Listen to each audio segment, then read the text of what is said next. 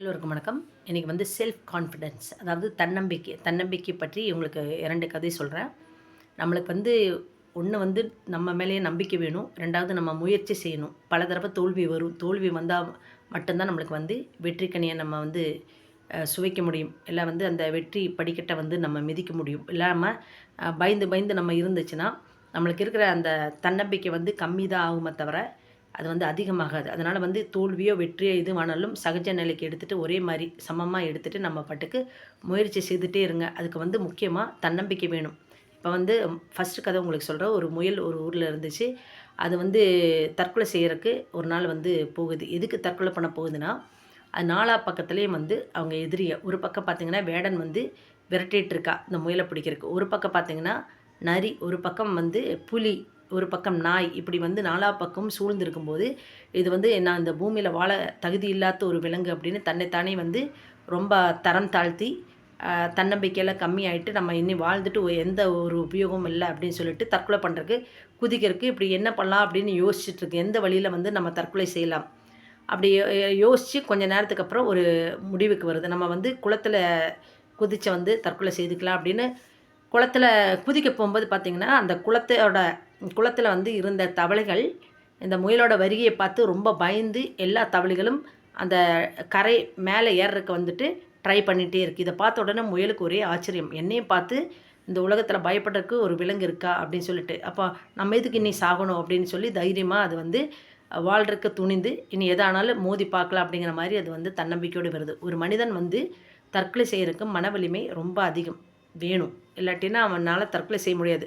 நீங்கள் வந்து தற்கொலை செய்ய முடிவெடுத்துட்டிங்கன்னா அப்புறம் உங்களுக்கு வாழ்க்கைங்கிறது ரொம்ப ஈஸி. ஏன்னா சாப்பிட்றது தான் ரொம்ப கஷ்டம். வாழ்கிறது வந்து ரொம்ப ஈஸி.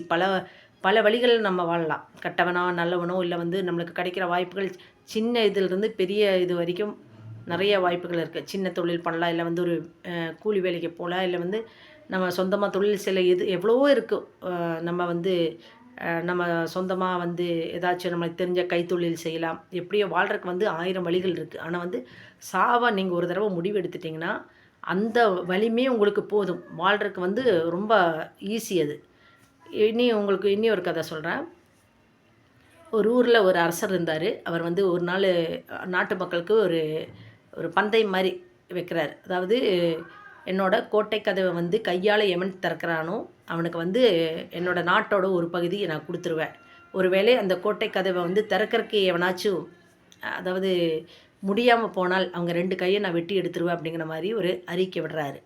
அப்போ அங்கே இருக்கிற மக்கள் எல்லாமே ரொம்ப பயந்து போயிட்டு, ஐயோ நமக்கு இன்னும் தோல்வி அடைஞ்சிச்சுன்னா நம்ம 2 கை போயிருமே, நம்ம எப்படி வாழ்க்கையை வாழ்கிறது அப்படிங்கிற அந்த பயத்திலேயே யாருமே வந்து அந்த கோட்டை கதவை திறக்கிறதுக்கு முன் வரல. ஒரு இளைஞன் மாத்திரம் துணிவோடு வந்து நான் அந்த கோட்டை கதவை திறக்கிறேன் அப்படின்னு சொல்லி தைரியமாக வந்து நிற்கிறான். அப்போ அரசர் கேட்குறாரு, உனக்கு நான் வச்ச பந்தயம் ஞாபகம் இருக்கா? நீ ஒரு வேளை தோல்வி அடைஞ்சிச்சுன்னா ஒரு 2 கை வெட்டி எடுத்துருவேன் அப்படின்னு. அப்போ உடனே இந்த இளைஞன் ரொம்ப கூலாக சொல்கிறான், அப்படி வெட்டினாலும் 2 கை மட்டும்தானே போகும். ஆனால் நான் ஜெயிச்சானா நானும் ஒரு அரசன் தானே. எனக்கு வந்து அந்த நாட்டோட ஒரு பகுதி கிடைக்கும்போது நானும் அரசன் தானே. அதனால் கை 2 போனாலும் என்னால் வாழ முடியும் அப்படின்னு தன்னம்பிக்கையோடு சொல்கிறான். அப்புறம் அந்த பந்தயத்துக்கும் அவன் சரின்னு சொல்லிட்டு அந்த கோட்டை கதவை போய் கை வச்ச உடனே ரொம்ப சுலபமாக வந்து கதவு திறந்துருது.